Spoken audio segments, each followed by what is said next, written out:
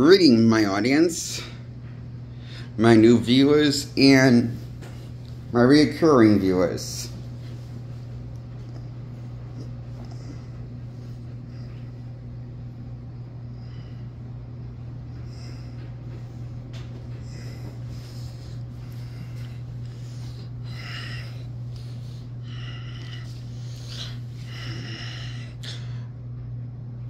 My name is, for new viewers, those who don't know, my name is Jake Allen Graham. It's in the title of my video channel.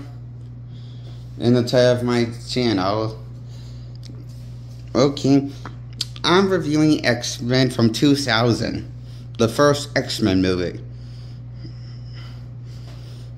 I give Bryan Singer's X-Men movie a 10 out of 10.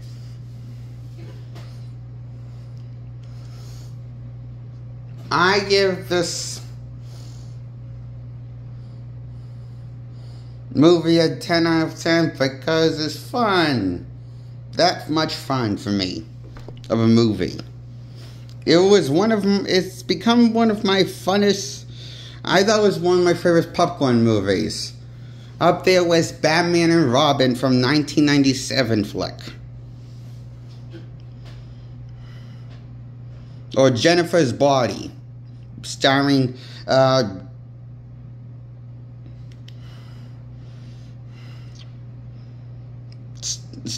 actress, forget her last name, Fox something.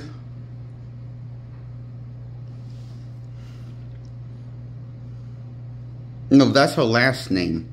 Fox. Megan Fox. That's it. I enjoy this movie like I want you to tell yourself, imagine if the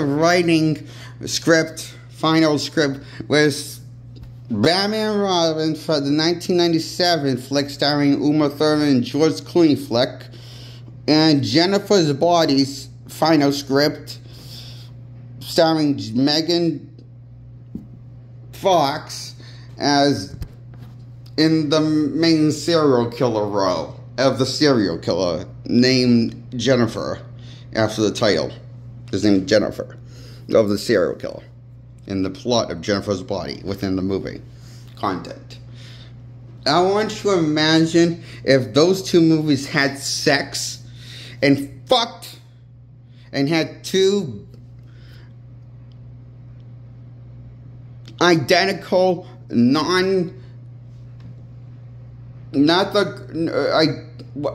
was I going to say? Imagine those two movies fucked and had baby. One baby. And that baby was named X-Men. Directed by Bryan Singer, and with creative involvement by Joss Whedon, and with the script and everything. Joss Whedon might have had something to do with the creative things, but so did Bryan Singer, you know? I don't know I know the director is Bryan Singer, so this is even.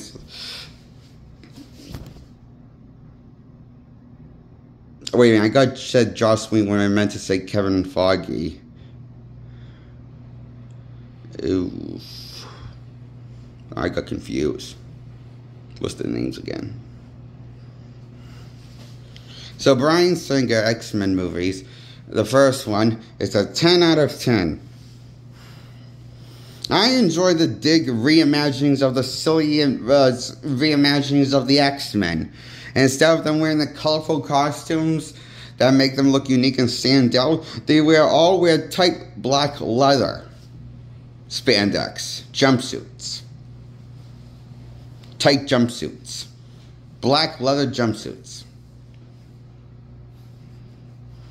Identical, matching looking.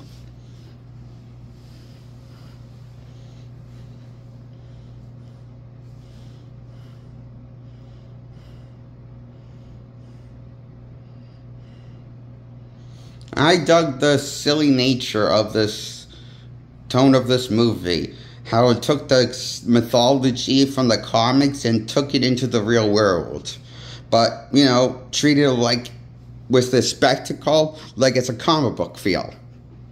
But took in the more real looking world of our world from the 2000s. You know, Bryan Singer did a good job with blending universes together. Did a good job blending the universe together. Our world was the comic book world from the comic mythology of the 616 universe. And did you know that this X-Men movie inspired the X-Men mythology, world building, and designs within the Ultimate Universe? X-Men for the Ultimate Comics run? You probably knew that if you looked on YouTube, you know, or did some digging on YouTube. I didn't. I mean, I knew that. That's how I stumbled upon it, you know? I think that's cool. This movie basically revolutionized and was groundbreaking and also inspired the Ultimate X-Men to be invented. Because the writers never looked at the looked at a comic books ever wrote in their life about the X-Men. They only knew about the X-Men just because of this X-Men movie, one X-Men movie that popularized and ran that much, and took the comic book seriously that well. So that's how we got the Ultimate X-Men looking like they did. More similar to the Bryan Singer's one than the 616 X-Men comic book counterpart, but they look more similar. It was was in the X-Men animated series and other X-Men media, cartoon media. They have dressed like, you know, it's just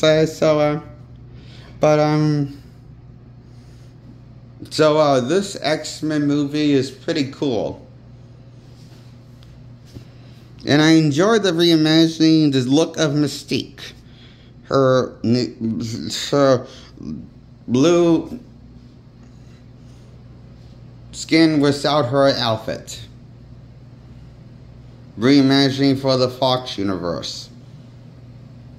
I enjoy how she doesn't have any clothes on when she's in her true form as Mystique.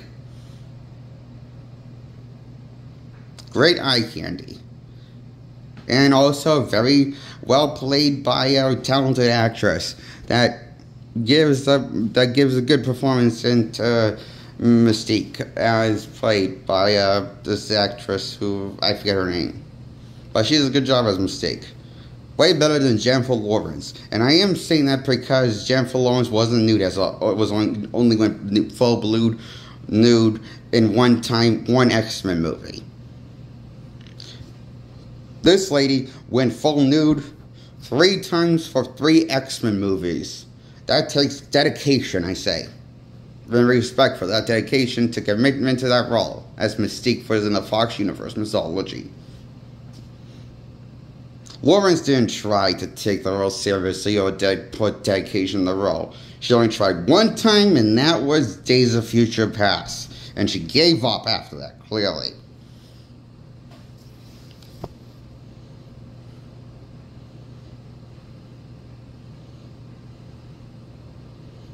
And yeah, she was in First Class, but that was a prequel before she took on the Mystique persona. And she was an X-Men member first. It was in the First Class storyline.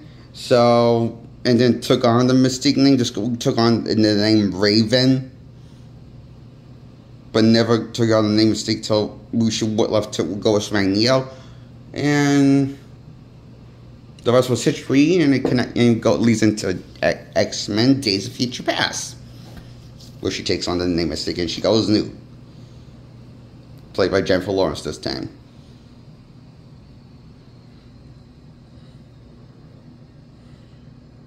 And Jennifer Lawrence did a good job. That one time she played Mystique. And got to play Mystique. The villain version of Mystique.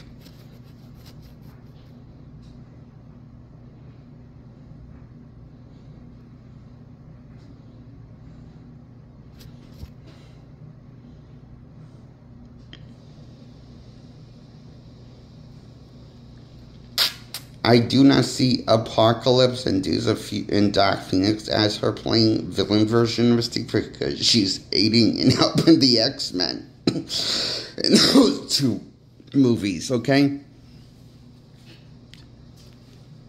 So she's clearly playing a different side of Mystique in the story of Apocalypse and Dark Phoenix. So, that's why the best character of X-Men that was directed by Bryan Singer is Mystique. And the best villain of the movie, Mystique.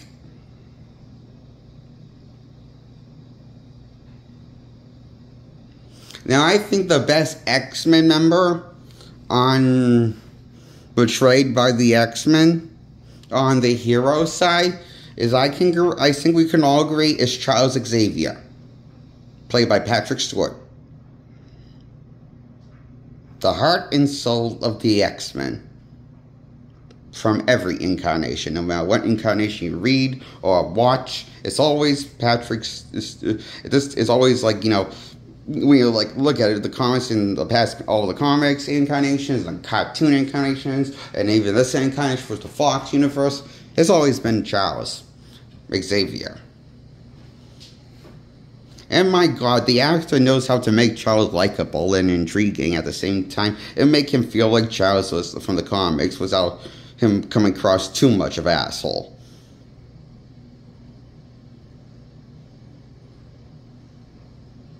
Even though he's kind of, you know, can be asshole in the comics, come across like us sometimes, unjustifiable of assholes sometimes in the comics. So like how but you know,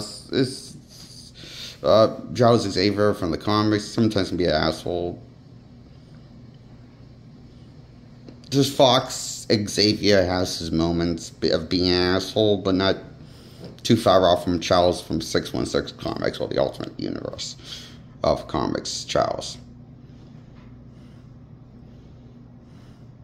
He's still likable at heart, and the most likable character and compelling character in the X-Men original trilogy, I think. Played by Patrick Stewart in the entire trilogy. It was sad that they killed him off in the third installment, because he really was the best character. And when he gets killed off in the third installment, the movie loses some of its spice of keeping me invested. And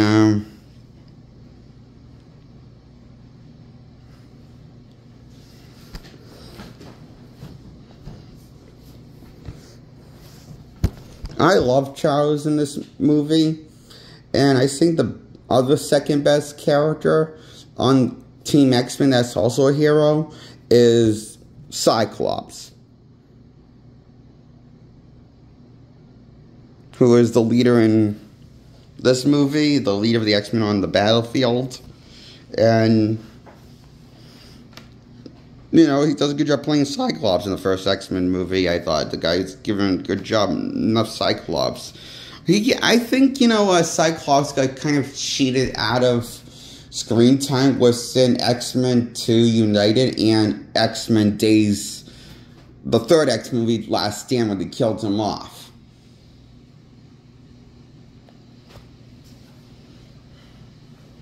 You know, X-Men 2 United and X-Men Last Stand, I thought those two movies kind of, wasn't really trying to, like, really, I feel like kind of it bothered me how, like, you know, Cyclops kind of got the short end of the stick of screen time in the sequels, because it's kind of sad, because the first one, he gets good enough, decent enough screen time compared to the sequels give. And they make him look like a confident leader, and like the odds often in its favor, you know? Instead of Wolverine's favor. Sometimes the guy, he has got, and at the end, when the X-Men's, I'm drinking an energy drink by Ghost, Strawberry Smash by the bubblegum one. It says Bubble-icious Strawberry Smash by Ghost energy drink. Zero sugar is really sweet. I'm surprised because it's zero sugar.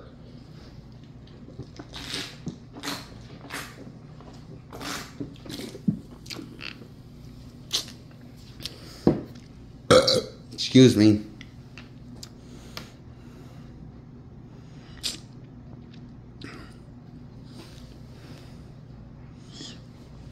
Oh, I think the other second best villain next to Mystique, right under Mystique for the best villains of all time, was in the X-Men movie.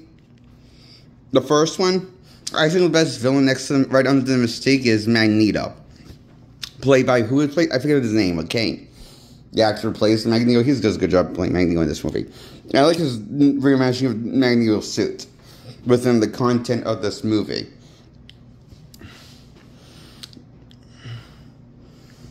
I like how they went with small black in the suit and just made the helmet red instead of it's cool, okay? It looks more like looks cool, okay? He looks menacing with more black in his uniform instead of all red. That's the uniform, but looks more realistic in a way. If that makes sense. That was kind of the idea, I feel like, and it worked for what it did. Now, I love the CGI and the visuals and the story it told and the climax and the action, spectacle, and the tone and everything. And I like the little amount of jokes it told and took most of the stuff seriously. I like how the characters interacting. I felt like they came together in the end, even though the story was a little rushed at the end, in the midpoint, here and there. At the middle point, I feel like it started to get rushed when the characters were supposed to come together. When the characters would come, but at the end, when the characters came together, you believe it felt kind of rushed. I think it kind of felt like rushed in the midpoint of the middle of the movie. Is where it started to feel rushed to me. But then fix the pacing at the end, back at when it got to the third act, in the middle, and was kind of rushed. And I felt like the story, halfway point of the movie, but the beginning and the end felt well paced and put together, I thought.